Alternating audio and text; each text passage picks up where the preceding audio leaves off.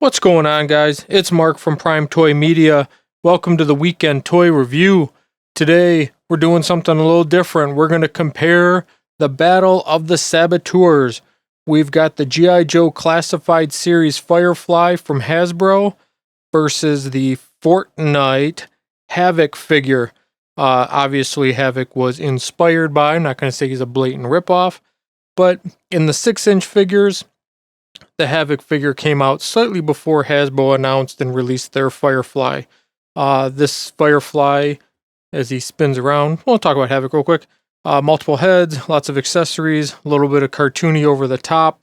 Versus the Firefly, which has like the bomb jacket and a bunch of the drone, his gun, bomb, a little more serious, a little more meaner looking. So let's get started. First off, packaging, Havoc, Fortnite. You can see the Havoc figure is that urban camouflage, that gray and black. Lots of fun accessories. Artwork on the back, artwork on the sides. Other characters in the line if you're into the Fortnite figures. The Hasbro Firefly, though. Cobra Island, these were the Target exclusive figures, unfortunately. If you're lucky, they will probably re-release him, maybe without as many accessories, but we shall see. Same thing, decent artwork on the sides, the typical Cobra Island packaging artwork on the back, and some symbols and things on the back, on the opposite side, sorry. So, let's crack them open. So starting off, we'll go through these figures individually first, and then I will put them side by side so you can get a better look at them. Havoc here, if I didn't say so already, from the Jazwares company. We've done a couple other figures of them. Go check it out. Really cool looking figure. He's got his pickaxe, so you can start, mining for trees and wood and all that stuff to start building. Holds it pretty well. I mean, similar to what it was in the package, but it works, right? It's nothing fancy, but it works. It's cool looking, nice paint app. He's got his rifle, which makes more sense with the way his fingers are. I don't know if you can see this. His hands open and close. Trying to get a good angle here against the background. Come on. So there you go. You can see his hands open and close. You can get a better grip. Stick that rifle in. There we go. So having a little trouble, I think, because of my gloves, but it does hold on. The hands do close pretty tight. So I don't think, maybe after a couple years, or if you really open and close them all the time, you might have a little bit of loosening. But, have some patience. You'll get those things in there pretty quick, just because it's going to fall out. Other accessories. So there's a smoke canister. You can see there's a little hole there, just like on what I believe is rations or a canteen, some sort of energy. There's a slot, looks like it goes into something. I can't find where on the figure what comes off or would attach to. Maybe have these like on his leg or something. So, don't know. Maybe it goes with an accessory kit I'm not familiar with. I don't see anything on the rifle either. So, anyway, something different though. Let's see. Let's talk about something fun. Backpack comes on and off. Typical hole in the back. We'll just look at Havoc here. Nice articulation. Feet. Pivot. Twist. Boots rotate. Double knees. Upper thigh twist. Good leg kick all the way. Right? Does not twist, does he? Yep, he does. Just a little stiff. Twist at the waist. Also does crunches. Can twist at the upper torso. Arms go all the way around, but they're not, they come out a little bit, so you can't. They're not straight up. It's going to be outward a little bit, but still cool. Bicep twist, double elbows, and then his hands rotate as well. As long as, like I said, the forearms don't twist, just the hands, and the hands open and close. Head, good articulation in the head, up, down, side to side. Can't go all the way around because he hits the back of his hoodie there. The backpack back on. Well, we'll look at details though. He's got the belt going all the way around, which is a cool detail. Holds, I think, smoke canisters. Got the little bomb design on his shoulder there. His stripes on the other side. If I remember correctly, this is one of the first outfits you can get in the game too. Bomb doesn't come off the backpack, either one that I can see. No holes on the gun to mount the gun anywhere. But the one thing that I like about this, it's totally different than you see from like the Marvel figures or even the McFarlane and the DC stuff, is when you want to swap, because he came with, you know, a surprised eyes and a different face, unmasked face. You don't take the whole head off. Just, if I can get a grip, it's hard to do with these gloves. Just the face comes off. All right, so the extra faces are real thin. So if I want to put where his mask is up, it just pushes on. You can see there's a real thin seam. Pop that off. We're gonna do surprised eyes. Ah, you got me. It's a neat little way of doing it, something different. But let's move on to Firefly. All right, Firefly, the Saboteur. Very cool looking figure. If you had the original toy, he had that look, right? The mysterious guy. You could only see his eyes. Who was he? Nobody knew. Same gray urban camo we're used to. The bomb vest is a nice touch. I don't see any easy way to get it off. Maybe if you pop his arms off, you could slide it over his head if you really want to.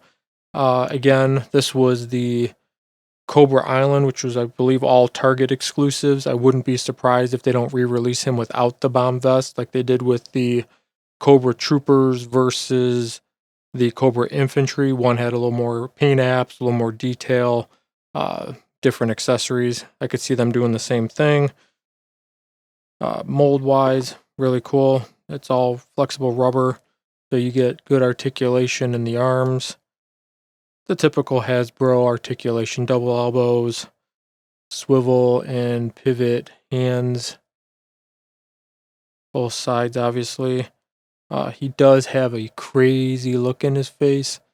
You know, you're not gonna be, confusing him for somebody that's happy or jolly. He's got a real psycho, but because of his thing that he's wearing, very limited head movement. You can do the circle, very little up and down. Double knees. Typical pivot and weird twisty feet that we're all used to now at this point. Twist at the waist. This thingy from his bomb vest does inhibit a little bit, but not too bad. Nothing.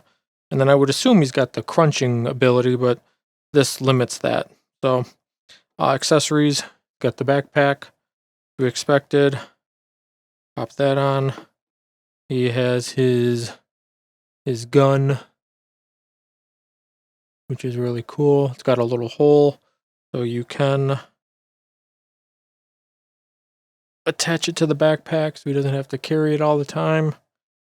He's got his drone with feet so it can walk or stand on its own. Obviously, it's not going to be flying anytime soon. A bomb with a slot in it. Let's see, is there a spot for it? there is. Other way. So that mounts to the bottom of his backpack too. What do we got here? Oh, I'm assuming this is the remote control for the drone. So that's cool. Doesn't really have a home though, that I can see. One second.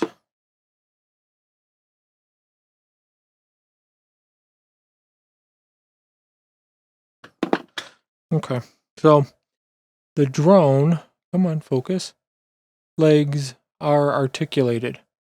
So you can move them up and down, which means it looks like they can attach to the back of his backpack. I don't know if it would be considered enough to allow him to fly on his own, but it's still another kind of cool feature, add-on, way to put them all together so he's not a bunch of loose kibble. Only thing I'm not seeing, put in the comments if you know where it goes, is where this little controller piece might hide, if there's a spot for it that I'm not noticing. Alright, so now for the side-by-side battle. Get the stand back out and we'll figure out who you like better. Little side-by-side. You can see, they both come in just over that 6-inch mark in height. The Havoc figure is a little bit smaller, a little more skinny, smaller build all the way around, but not enough that really hurts the figure. I think they go really well together. I could see them being teammates, saboteurs in arms, if you will. I do like the little cobra symbol on Firefly as well. Paint app wise, I don't know, I'd call it a tie.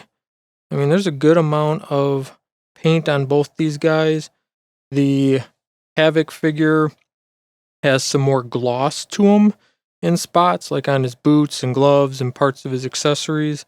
That is a nice touch, all the little paint apps on the weapons and things, where Firefly's is basically just plain black other than a few key points. Got some silver on the backpack and the bomb itself. A nice accessory pack would go well with Firefly, give him a variety of other weapons. There's a couple out there I'll do some videos on later. And I think McFarlane Toys is even coming out with one at some point. So I don't think you can go wrong with either one of these figures. If you're a G.I. Joe purist, obviously go with Firefly because he's the legit and official release for G.I. Joe. If you're just looking for a cool saboteur and you want a little more whimsy, like I said, the face on this one, especially the wide open eyes, is a neat touch. But it also had the more serious face. I do like the amount of camo. I feel like the Firefly urban camo was very integral in the design from the get-go, right? You had Snake Eyes, which was all black, Storm Shadow, which was mostly all white, the Red Ninjas, which were red, the Cobra Troopers, but then, there was Firefly in his urban camo, the grays mixed with the blacks, kind of stood out for the time. So, I don't know. I like these guys. Gonna do some pics of them. Make sure you like the video, comment what you think, and head over to my Instagram where I take more pictures and show more stuff. Oh, last thing I forgot. Inside of Firefly's box, I just thought that was really cool art. See ya.